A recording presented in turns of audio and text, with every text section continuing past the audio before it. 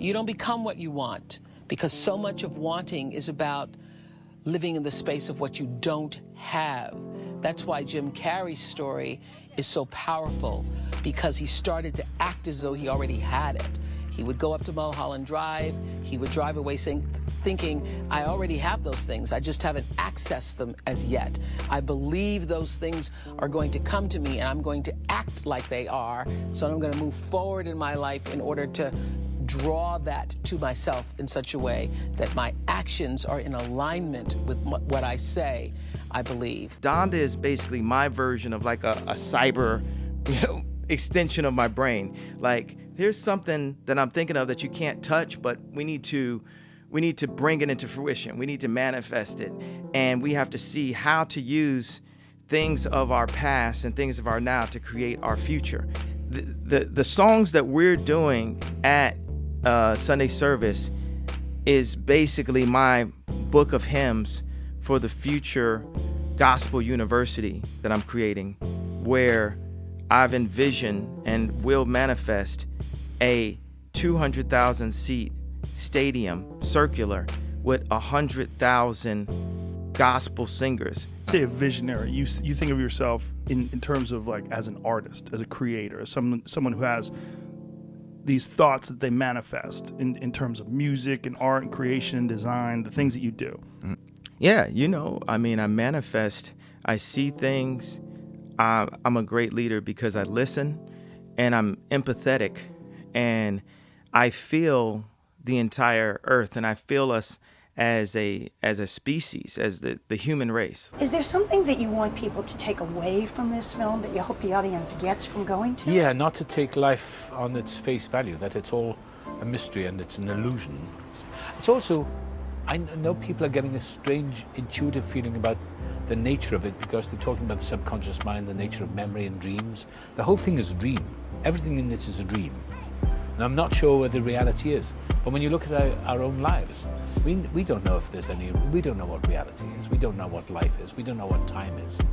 We could be dreaming in this at this moment. We don't know. That's how asleep the human race is. So our whole history has been one of a slumber. And sometimes it takes a little bit of, I wanted to wake people up a little, just pull the rug. That it had never even occurred to me. I'd never even heard the idea that we might be in a simulation. But since I've heard that, then of course doing this movie, it seems it's much more in my head. And of course with the crazy year that we've had, and maybe just as you get older and your relationship to time becomes more surreal, you could start to believe, well, what exactly is real? I know the great film critic Roger Ebert, I think that when he was, towards the end was saying it's all a dream.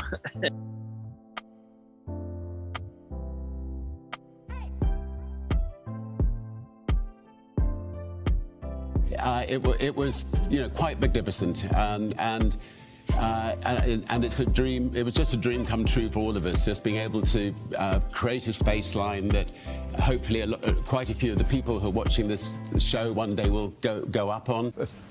You said before, real leaders see opportunities where others only see challenges. Explain that. I look at everything as an opportunity.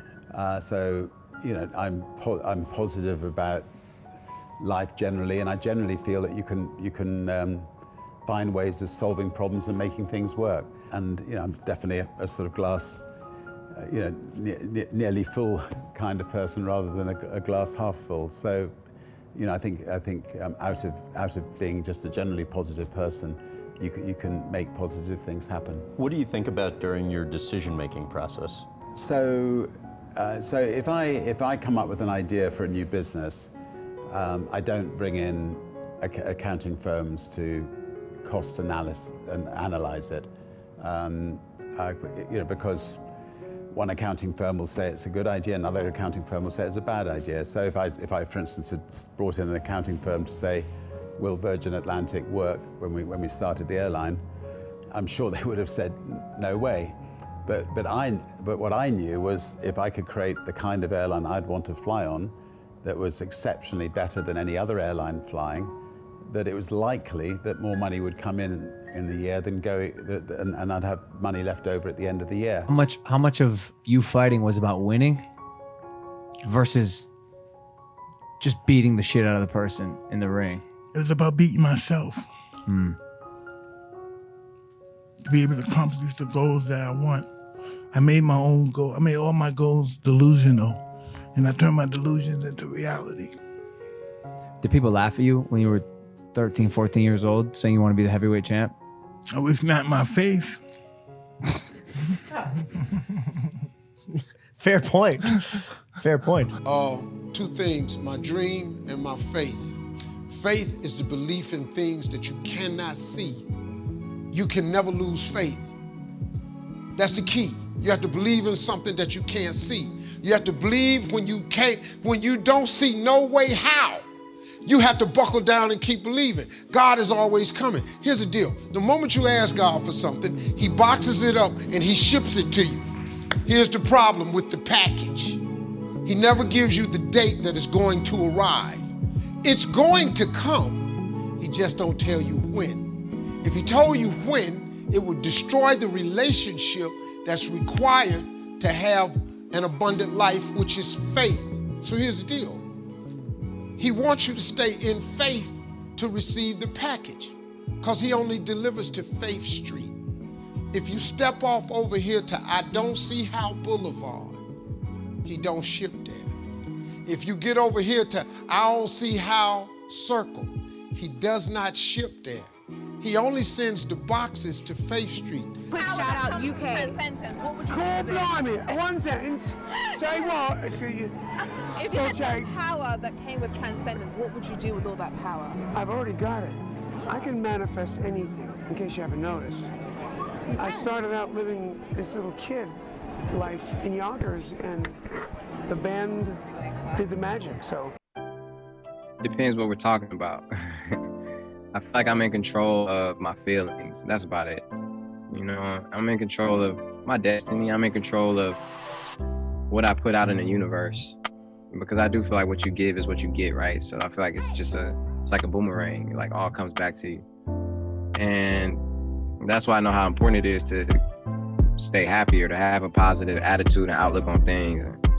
Not to hate, you know what I'm saying? We all got opinions, but it's like, if I'm stepping out of my universe and stepping out of my atmosphere to hate and comment on somebody else's, when if I don't like something, I just should keep it moving and not, give it no attention. But it's just like, I know that, like, okay, I know that. But when somebody does that, right, they putting that out in the universe and then that's what they get back.